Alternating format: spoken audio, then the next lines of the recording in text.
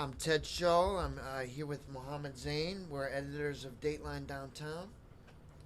And with us today we have David Crist, the writer of the Twilight War, a book detailing the 30-year secret war between Iran and the U.S.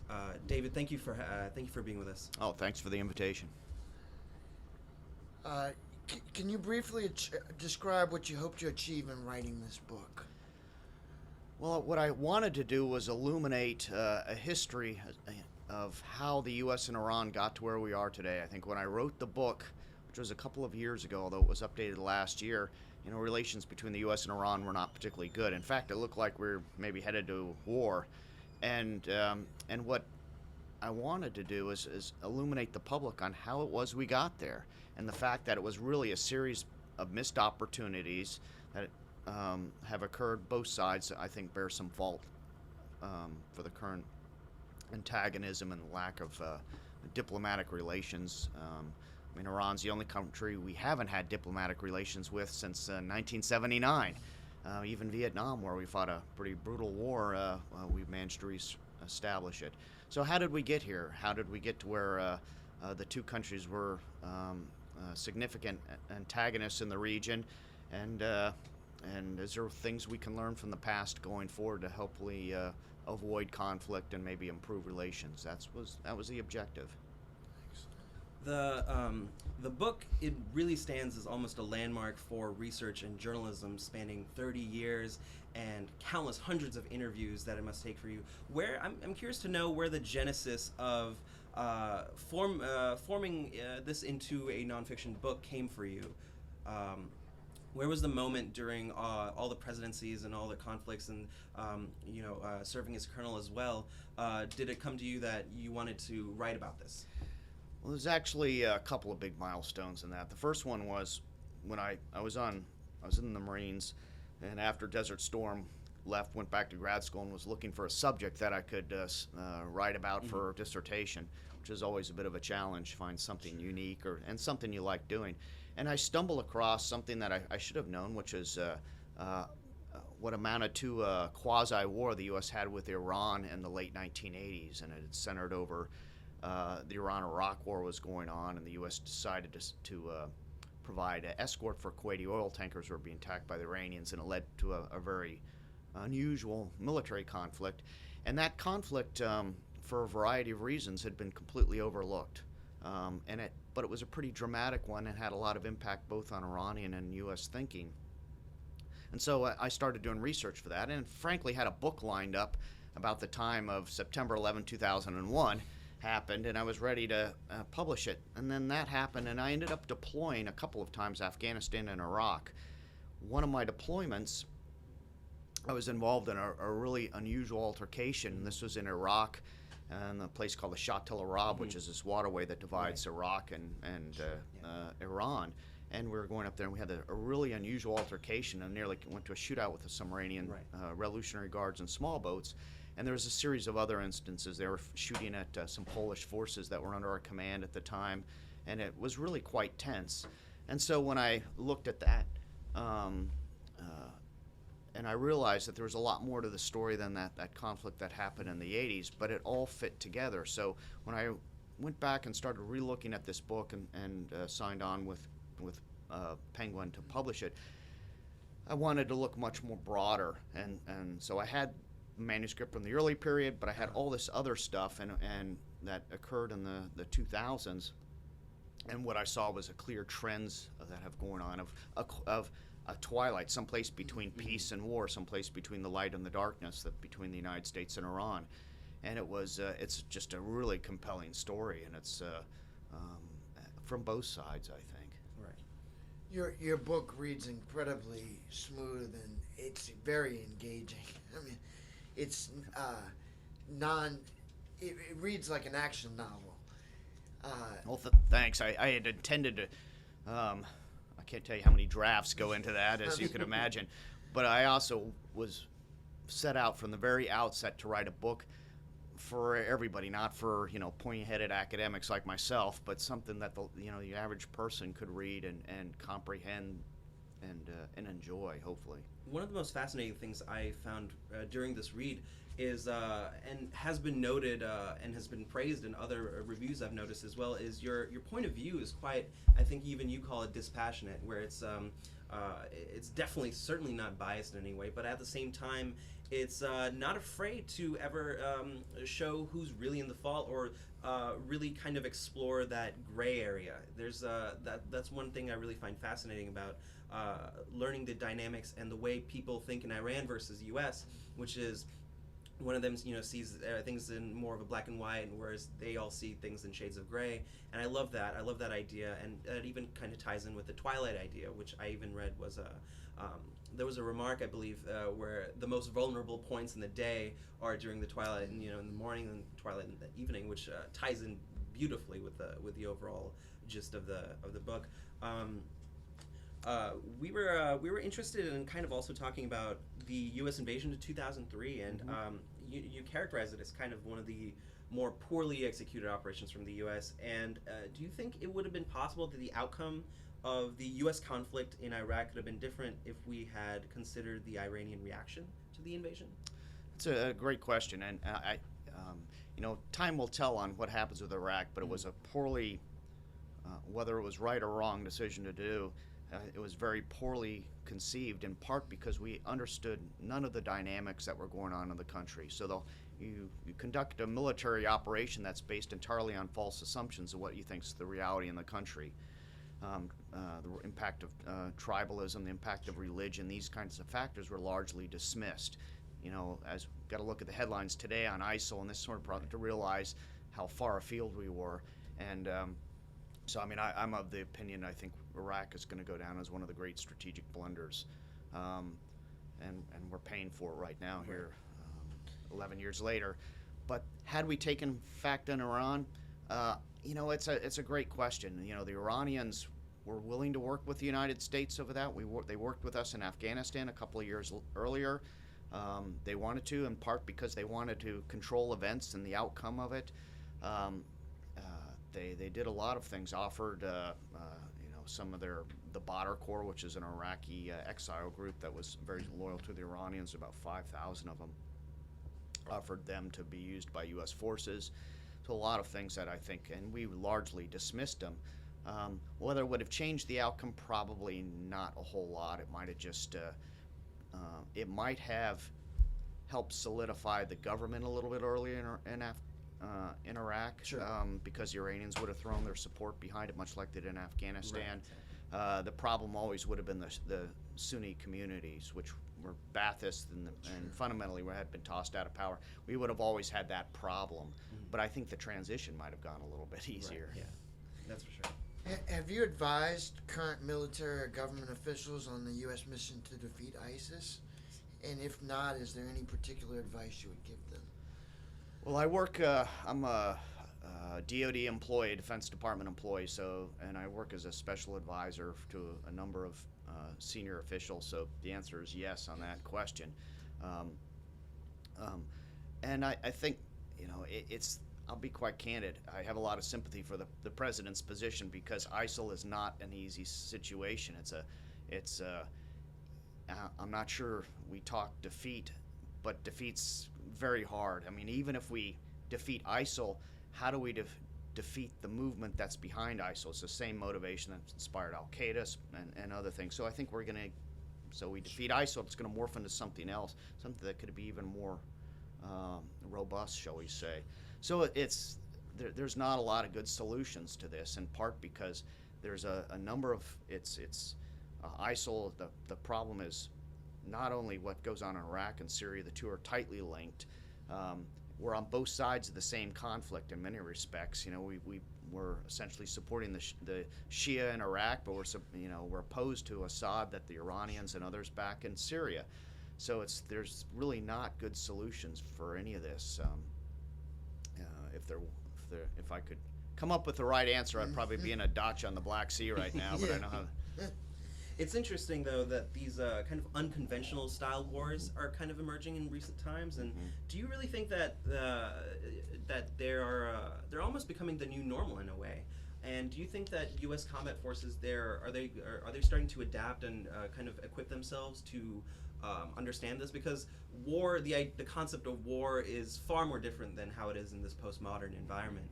Do you think that they're prepared for that, or they're adapting to it? Yeah, I think they have. When we went to Iraq in 2003 and early in Afghanistan, we were pretty clumsy at a lot of this. Right. But we've been fighting for 13 years now, and I think that we've got a very experienced military. I can tell you when I sit down and talk with senior military officers, even the junior guys who actually have to do the grunt work, there's a real sophistication in their thinking about this problem, thinking about tribal dynamics, ethnic. The term we used is human terrain to describe it, but it's really all the dynamics that spawn these sorts of sectarian conflicts or internal wars. So yeah, we are. The other piece to that, however, is the degree that we can control events. And there's some things, frankly, you could deploy 500,000 troops there and stay there for the next 20 years, and you may not fundamentally change the dynamics of the war. You just temper it down for a period. Right. So some of these just don't have military solutions to. Yeah. I wanted to ask, as both a Middle Eastern historian and a current Marine officer, can you offer any particular insight on the current situation in the Middle East, and is there any solution in the near future? Well, this goes back to my Dutch on the Black Sea comment. I Sure. think if I could come up with some of this, but I can tell you what I do think it's and it's important, for people to think about is the old order of the Middle East that was set in place after World War I, well before any of us were alive, and sort of was kept in place by a Cold War and a series of other external events, Western imperialism. That order's going away. And it's going away from a variety of things: internal pressure, increasing dissatisfaction amongst the Arab population, poor governance, but inequity between the amount of the population growth and the amount of jobs that are out there. All these pressures are building, and frankly, our actions have helped destabilize both Iraq and Libya, which has created upheaval, and the Arab Spring, that fascinating phenomenon that is really a byproduct of sort of traditional Arab spreading of ideas to the Arab world, only accelerated with modern technology. I mean, all these combinations are breaking it down, and I don't think. And so, what emerges is going to be far different from the Middle East we've seen, and I think, we'll see long term if it happens. But I think boundaries may be different. I mean, already there's effectively no division between Lebanon, Syria, and Iraq. I mean, there's no distinction between them. Whether that stays the same will be a case. So I think we're in a period of tremendous transition in the region, and what comes from that we don't know. And some of it may be very positive. Some of it may be quite threatening. So I'm curious to know, to specify more on certain else insight that you might have on current events with the Iran and and why they're kind of currently refusing to join the coalition to defeat ISIS, even though the president has strongly denounced the notion. Do you have any thoughts on that? Well, I think at least from what I'm reading in the papers on this, Sure. is papers like yours. So Yes. there's a couple issues. One is the U.S. was pretty adamant not giving Iran a seat at the table at Paris. So the French apparently wanted it, but we didn't, in part because, and a lot of that goes to, if you look at Iraq, what's going on with Iraq and Syria in a holistic sense, yes, there's a temporary alliance against ISIL in Iraq with Iran, but we're on the complete opposite side of the Syrian problem. And the U.S. government thinks that Assad is part of the long-term problem. He's created the instability, the civil war, the instability that spawned ISIL. And Iran also has been extremely wary of the introduction back of U.S. forces into Iraq and doing airstrikes, in part because they want to diminish American influence in the country. They see that as in their own strategic interests. I don't think in some cases Iran minds the U.S. doing the heavy lifting of airstrikes against ISIL, which is a capability they simply don't have. But long term, they're positioning themselves, okay, we may have a temporary alliance now, but our long-term interests are very different, and we need to start positioning themselves. So there's a lot of factors that go into play. Having said that, I think if there's there's potential opportunity to engage the Iranians in Iraq and elsewhere, with an understanding that maybe long term our interests are going to diverge significantly. I'm a big believer in engagement. I always believe in talking to your opponent as much as you do your friend, for a host of reasons. So it's quite tricky in the sense of how do you forge a coalition when one of the main opponents of Iran is not even included in it. So we'll see. Right. It's kind of the Twilight War was released, I believe, in summer of 2012. Correct. And since then, as we're talking, there's been a lot of changes in the dynamics, and we're almost dealing with a completely new animal at this point. With that, while reading the Twilight War, I was very interested in kind of knowing this could arguably be considered like a life's work, like a magnum opus. It took so many years to cultivate, and it really shows in spades how much research, and it truly is a testament to all of that. I'm curious to know, would you ever consider writing a next book about future dynamics in this subject or anything else otherwise? Yeah, I would. You're right. It took me probably 15 years to research and write this thing, and some of it just surprising. Certain things that are about 2 paragraphs took probably a long time to figure out the truth too. Yeah, I would have a couple of book ideas in the hopper now. We'll see which one I settle on. Writing a book is kind of like falling in love. You really got to. It's having a second wife in some respects. It's a lot of work, at least the way I did it. Right. So, but yeah, there will be another one coming. And the interesting thing, I think, the first part of your question was on, does it need updating or these sorts of things? I think, well, we'll see here in a couple of months when the Joint Plan of Action decides whether there's a permanent agreement with the Iranians on their nuclear program. And generally everybody's pretty pessimistic on it.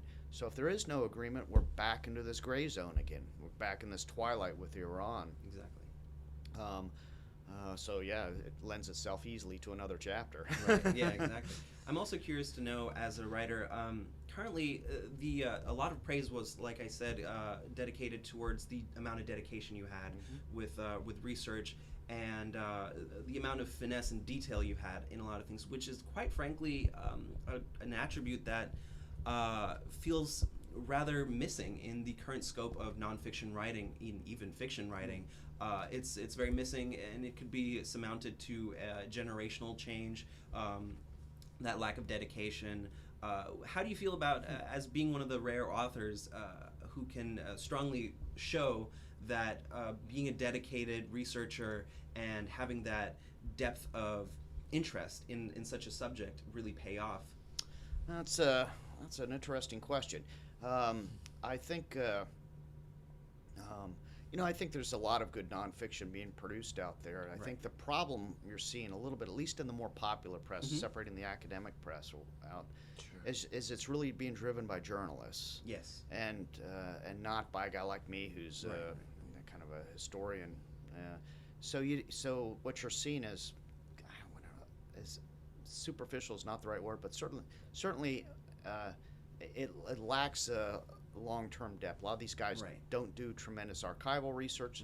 Some do, but most of them don't. It's done by interviews. It's done by documents they can acquire, and there's a shallowness to their study of it. There's also this kind of preoccupation of trying to romanticize a certain narrative and really either exploit that or just stretch it out for its dollar. And that's what I loved about this, was it really is averted from all of that. And that's because, you are in a different position. You are a historian. And I really did try to be objective. The problem I see with, especially in the Middle East, the Middle East is perhaps one of the most partisan things that people write about. Everybody goes at it with ideological bent on one way or the other on what the truth is. And very rarely the truth is quite that black and white. It's much more nuanced. And frankly, you may object to the other side, but if you sit in their shoes and examine it, there's a reason why they have a policy. There's a reason why Iran reacts the way it does. It's based upon their history. It's based upon the way they perceived American actions in the region. But a lot of people don't like, no, it's, so you get this Iran bad or, the U.S. bad position. And frankly, a lot of it's just, our politics are hyper now. Everything's driven on news shows is all sort of a combative style of getting ratings. So it's the writing, I think, is reflecting a lot of that same attitude you see out there in larger.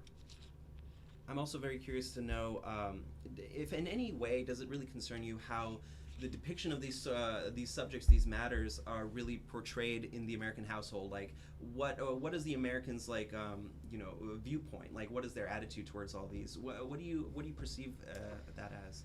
Yeah, it's a tough one to answer in the sense because, I think always my pet peeve is that I don't think the American public pays attention enough. There's tremendous information out there I want people to read, because what happens is outside of in the world affects us, but it's easy to get consumed with the latest Ray Rice scandal or these sorts of things that within the United States and to tune this out. But it is very significant. These are not just abstract conflicts or abstract issues. They have direct impact. 9/11 showed that very clear. Where who cares about a couple of fundamentalist Arabs living in caves in Afghanistan? Well, it came back to kill over 3,000 people. Is that one of your messages to the students at UHC today, that we should be more engaged in Middle Eastern affairs? I think in affairs in general across the globe. I think it's these students' future, so they have a much more vested interest than even I do. So my goal is to talk a little bit about where we begin, because I don't think you can understand. The old saying, you can't understand the way you're going to go in the future unless you have some idea where we've been in the past. And so the object is to let them, inform them as a basis of information, which then they can start making own decisions going forward. But I think political involvement is the key to everything. Political involvement in foreign affairs, domestic affairs, anything. So I don't like passive students, my God. Right. No, there's nothing worse than that. No. And another question also in the same vein, I'm also interested to know, are there any other pieces of literature or maybe even forms of media that you personally are a fan of, that you really enjoy their depiction or their take on these events? Are there any films or directors or even writers whose points of views that you really appreciate or you really find that struck a nerve with you, or are you would say recommendable to bring exposure on these things? That's a tough one. Because there's bits and pieces of all the above. Right. It's hard to find one voice that I really agree with. Well, not necessarily one voice, but you can just list them off. Like I think comes off. I think things like on Iran. I think things like Ken Pollock's written. He's up at Brookings. I think he's very even-handed. He's not an ideologue. I think what comes out of the blogs on foreign policy, I think are extremely good, in part because foreign policy, not only the magazine, but specifically what they post online, they try to present both sides of the same issue. So, I read those, even whether I agree with them or not, and I think it's extremely illuminative. Besides that, as films, I didn't much care for Argo. No. For a host of reasons, one of which it wasn't really all that accurate. There's a guy who would have been a better person for Argo that I talk about in my book. It's a guy by the name of Stan Escudero. Yeah. And he was an American diplomat who was a Mexican-American descent from Daytona, Florida, who was fluent in Farsi. If you can put all that together, you got Stan Escudero. And he really was the real Argo when all this was going down in the revolution. Yeah. He infiltrated the student crowds to find out what was going on, and he had sort of a swarthy, big, thick beard. He kind of looked Iranian. Sure. And because he's fluent in Farsi, and then he would infiltrate the crowds, shout "Death to the Shah," get shot at, and then every night come back to the embassy to report on what the mood was in the crowds and the demonstrations. Yeah. There was a guy who really, he really was the true Argo. There really is. But I think any of these movies are pretty interesting. I think there's a new one coming out called what is it? and then they came for me. I think there's Sure. a movie coming out this month or next, sometime soon. I'll be anxious to see what that's about. I mean, I've read the book, Sure. which is a great book, but it's a pretty sensitive subject about a guy being thrown in jail in Evin prison in Iran and this kind of stuff. So there's potential for real backlash. And the Iranians can be sensitive. Iran has a very vibrant film industry on its own accord. Absolutely. And Iranians they make some great. They films. make great films, They and they watch what Hollywood produces. Yes. Sometimes with an eye for American bias, like 300, Right. which they thought was a sort of a deliberate slam on Persian culture. But there are a lot of ironic misreadings sometimes that go internationally. But I'm a big cinephile, and I was thinking about this while researching on the book. There are a lot of television shows and new voices in film that are veering away from the obvious bias and the sentimentality that you would get with those with war films and whatnot, and they're starting to really investigate the certain themes that I feel like this book investigated, which was those shades of gray. Like nothing is really morally one way or the other. There are a couple of great shows like The Americans or Homeland, which I think are really unique points of views for these, not necessarily Iran itself, but just in general with the various conflicts that have some sort of effect. And I was just wondering if you've seen any of those. Yeah, I have, and I agree with them. Yeah, I like Homeland, and I think they're all, they're pretty good, and that's it's a real it's a much more accurate reflection of the way the world operates. And there's some great old cinema that and also I think a lot of the cinema now focuses a lot more on the human aspects of it. And warfare. If you look at a war movie, I mean, it's the ultimate human drama. Yes. It's not just big units moving around a board. It's a series of individual actions. And Catherine Bigelow, the director for Zero Dark 30, and The Hurt Locker. She really focuses on those aspects as well. And I think they're good. And there's some older movies, 12 O'Clock High, for example, and those old classics that do that, but they were rare then. Yeah, exactly. Which is why they stand out. Bridge on the River Kwai was a big favorite of mine. But one thing that I feel like that makes these things really relevant is that these are the ways that information sort of being brought into the regular household. People are really getting their knowledge from television shows now, and more so like the visual medium. And it's that's why I find it very important that these kinds of shows have that sort of point of view that really brings it to reality. I think it's important, and it's also it's hard for movies to be purely historically accurate, but if they at least approach it sort of with an objectivity or the gray areas, you would say, then you're a little bit closer to reality. Exactly. And if people get a lot of their history, this came back a number of years ago when the movie JFK came out, right? Yeah, and Oliver Stone. which is filled with inaccuracies, but it really shaped the way a lot of the people thought about the JFK assassination. And it's not unique. The Iranians with 300 thinking that somehow that's a deliberate. It's not based on a comic book. It's so. So you're right. I mean, I think that's an important way. And ideally, I think a good movie or a good television show. Excuse me. A good movie or a good television show gets people to explore the issue further. It excites them or interests them. And I think that's all good. Yeah. We're pleased to have you here today. We very excited that you're visiting UHD campus, and appreciate that you took the time out to spend some time with us. Well, it's been a great interview. You guys asked some tough questions, and I enjoyed it. Your campus was great. I wish I could have brought some sunny weather with me, but it's raining today. But thank you very much for the. Thanks for joining.